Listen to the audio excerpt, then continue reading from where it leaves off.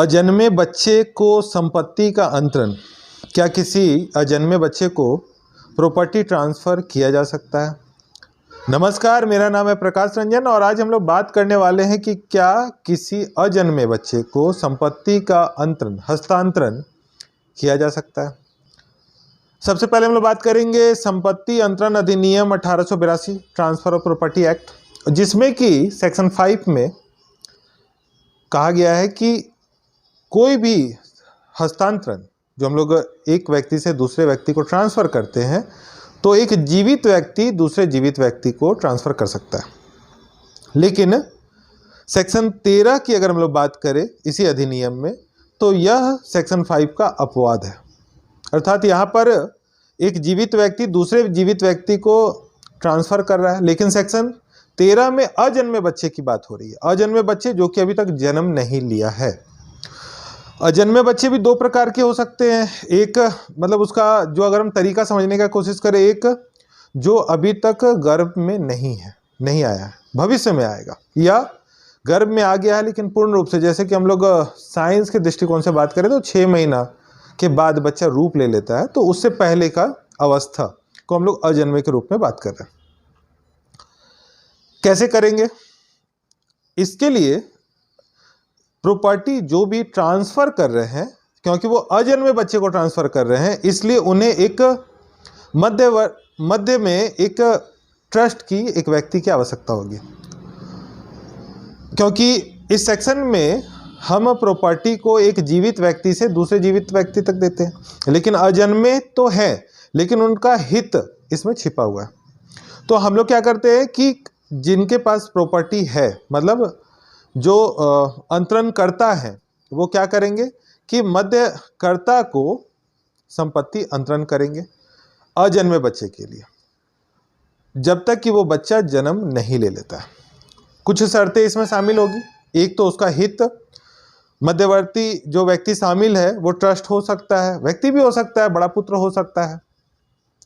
तो उसको हम जिसको भी ट्रांसफ़र कर रहे हैं वो आजीवन काल उससे संबंधित हित रखता हो।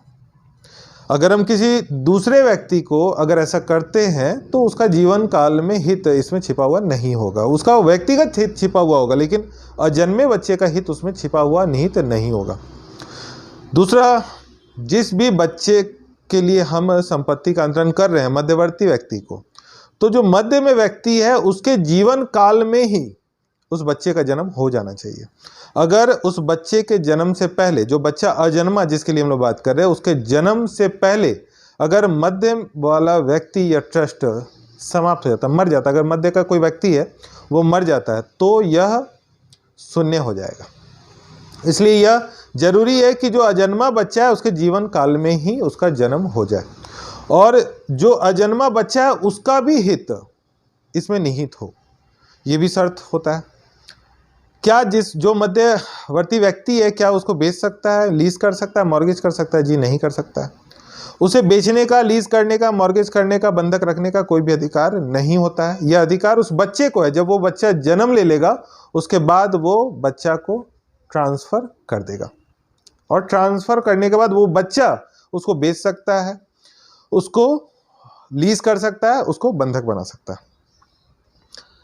अच्छा, एक हम लोग के मन में एक सवाल रहता है, बहुत सारे लोग बोलते हैं कि हम लोग अपने पोते के लिए लिख रहे हैं, मतलब मेरा बेटा का अभी जन्म नहीं हुआ है और हम पोते के लिए इसको हस्तांतरण कर रहे हैं, मतलब अजन्मा से अजन्मा। अजन्मा से अजन्मा क्या मतलब? अगर मेरा बेटा का जन्म नहीं हुआ मतलब वो अजन्मा है, उसका फिर बेटा होगा मतलब पोता, तो कोई अजन्मा का अजन्मा बच्चा के लिए हम इसको ट्रांसफ़र नहीं कर सकते। हाँ, ये है कि अगर मेरा पुत्र है लेकिन पोता नहीं हुआ अभी, मतलब वो अजन्मा है अभी, तो उसके लिए हम लोग सेक्शन 13 जो ट्रांसफ़र ऑफ प्रॉपर्टी एक्ट है उसके तहत हम उसको ट्रांसफ़र कर सकते हैं। लेकिन शर्त ये होना चाहिए कि जो अंतरण करता है वहाँ से जो मध्य करता है उसके बाद अजन्मा बच्चा, मतलब कि मेरा पुत्र का जन्म हो गया लेकिन पोता का नहीं हुआ, मतलब वो अजन्मा है और उसका हित उसमें निहित है, तो हम लोग ऐसे इस अवस्था में हम उसको ट्रांसफ़र कर सकते हैं।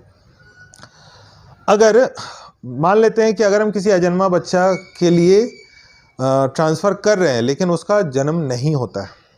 तो हम लोग चूँकि एक विषय ये भी आता है इस सेक्शन में शाश्वत होने का, प्रॉपर्टी का शाश्वत होने का। चूँकि आप जब हम लोग का अधिकार पढ़ रहे होंगे तो वहाँ पर संपत्ति का अधिकार का शाश्वत होना के संदर्भ में बताया गया है।